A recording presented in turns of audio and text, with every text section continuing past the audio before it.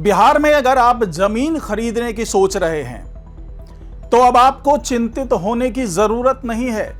क्योंकि अक्सर यह देखा गया है कि जमीन विवाद के कारण अक्सर काफी मारपीट और इस तरह की चीजें होती रही है। उस पर मालिकाना कब्जे को लेकर के बहुत सी चीजें होती रही है। लेकिन अब सम्राट सरकार ने जो नया फरमान जारी किया, नया जो प्लान तैयार किया है, उसे इन सभी विवादों से मुक्ति मिल जाएगी और आपको सारी जानकारी मिल जाएगी कि जमीन कहीं विवादित तो नहीं है, जमीन के साथ कुछ उल्टा सीधा तो नहीं है, इस पे मालिकाना हक किसके पास है। ये तमाम चीजें अब एक झटके में आपको मिलने वाली है और सरकार ने क्या प्लान तैयार किया, किस तरीके से आपको ये जानकारी मिलेगी, किस तरीके से आप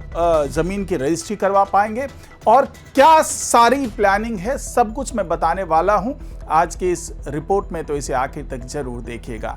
नमस्कार, मैं हूं डॉक्टर सुरजीत सिंह और आप देख रहे हैं YBN बिहार झारखंड। अगर आपने अभी तक इसे सब्सक्राइब नहीं किया है तो सब्सक्राइब कर लीजिए और अगर आपको ये वीडियो अच्छा लगे तो लाइक कीजिए, शेयर कीजिए और कमेंट जरूर कीजिए।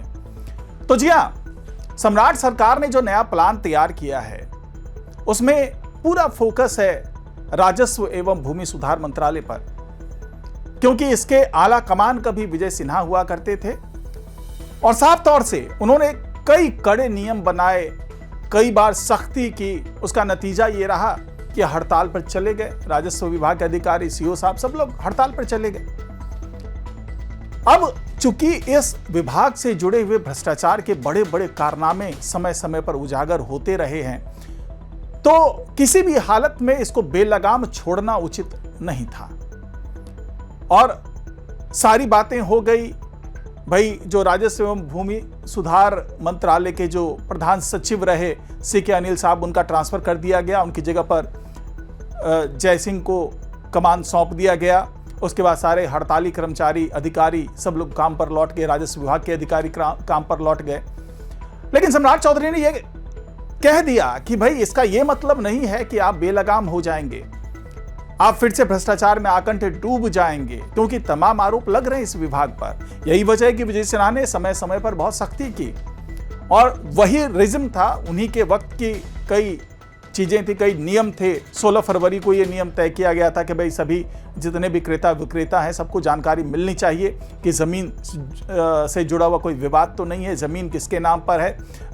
मतलब सारी जानकारी जो कोई भी खरीदार है उनको जो जानकारी चाहिए होती है। क्योंकि कई बार ऐसा देखा गया है कि धोखे से उनको जमीन बेच दी गई, मालिकाना हक किसी और का था और किसी और ने जमीन बेच दी, बाद में उसको लेकर के विवाद होता है, कब्जे को लेकर के विवाद होता है, उस पर गोलियां चल जाती है, आपसी मारपीट शुरू हो जाती है। तो इन सब चीजों से मुक्ति कैसे मिले, उसके लिए तमाम नियम बनाए गए थे, लेकिन उसको लागू नहीं किया जा सका क्योंकि हड़ताल पर सारे कर्मचारी थे,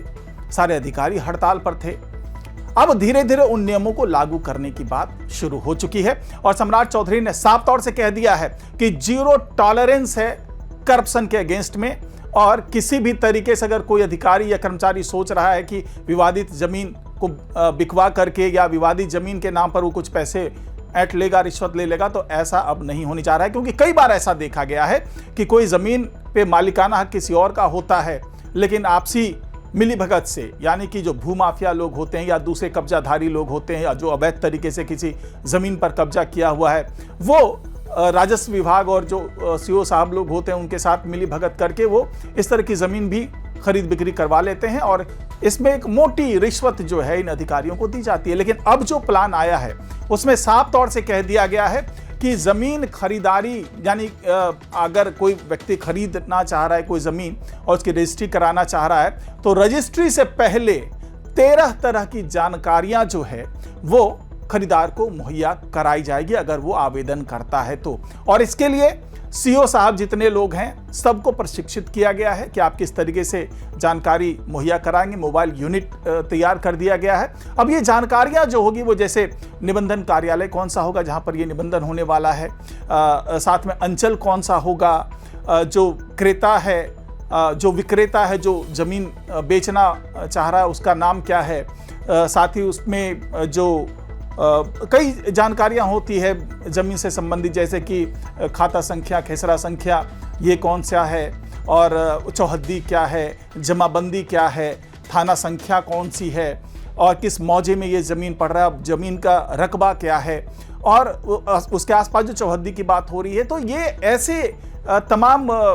जानकारियां होती है जो जानकारी अगर समय पर खरीदार को मिल जाए तो किसी भी तरीके से विवाद वहां पर नहीं हो सकता। तो ये करीब 13 जानकारियां ऐसी होगी जो कि मुहैया कराई जाएगी। अब कैसे मुहैया कराई जाएगी? तो इसके लिए आपको आवेदन करना होगा सीओ के पास, और 10 दिनों के अंदर में सीओ साहब जो हैं वो एसएमएस के जरिए आपको सारी जानकारी मुहैया करा देंगे। यानी कि फ़ोन नंबर आपको वहां पर दे देना है और आपके एसएमएस पर वो सारी जानकारियां आ जाएंगी कि भैया कौन से मौजे में है, निबंधन कार्यालय कौन सा है, अंचल कौन सा है, खाता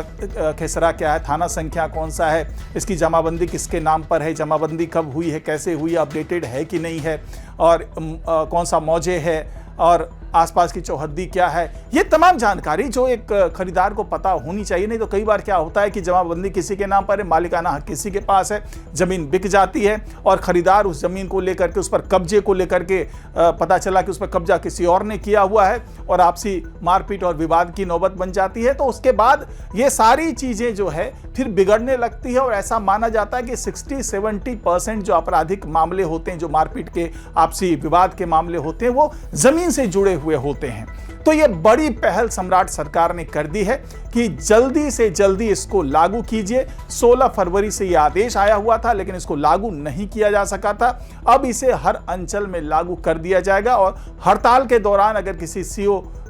ने उसका प्रशिक्षण नहीं लिया है तो उसको प्रशिक्षित भी किया जाएगा और हर तरीके से रजिस्ट्री से पहले वो कोई भी विवाद ना हो उसके लिए सारे संबंधित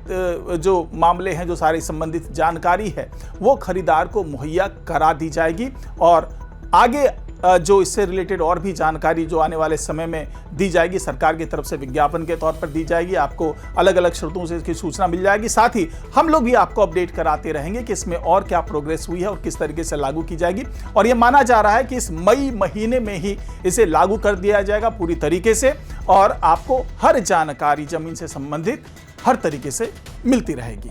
तो फिलहाल आज की रिपोर्ट में इतना ही। नमस्कार।